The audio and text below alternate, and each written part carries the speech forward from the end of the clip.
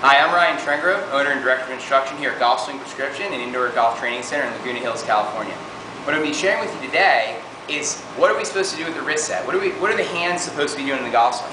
I know there's a lot of you out there that believe that there should be an early wrist set like this to make the golf swing, but that's going to destroy all the rhythm that you could have in your swing.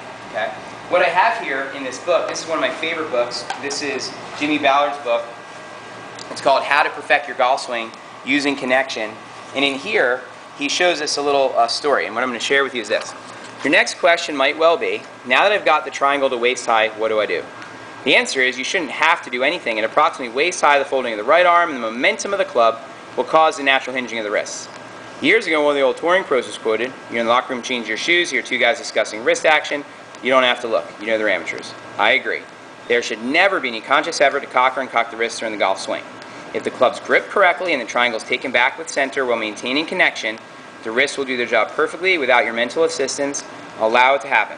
The pick and roll has a definite place in basketball but no place in golf. So here on the screen you can see I have Tiger Woods up there, and with Tiger what you're going to see is that his left arm and the club have an obtuse angle, which indicates that he's not forcefully trying to set his hands. Okay? He's swinging the club back and letting momentum set the club.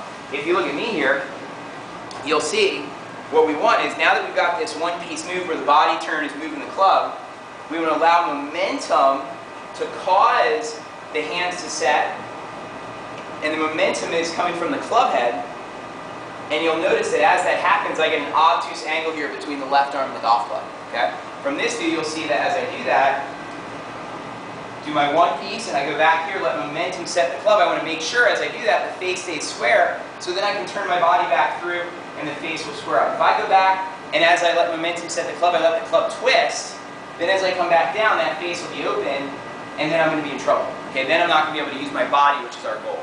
I met David Ledbetter, and Ledbetter, what he said,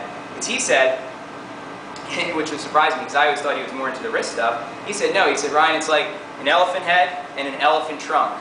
And you want the head of the elephant to swing the trunk, and that's what we're looking for. Hope that helps you, and if you have any more questions, please let me know. I'd love to help you with your golf game.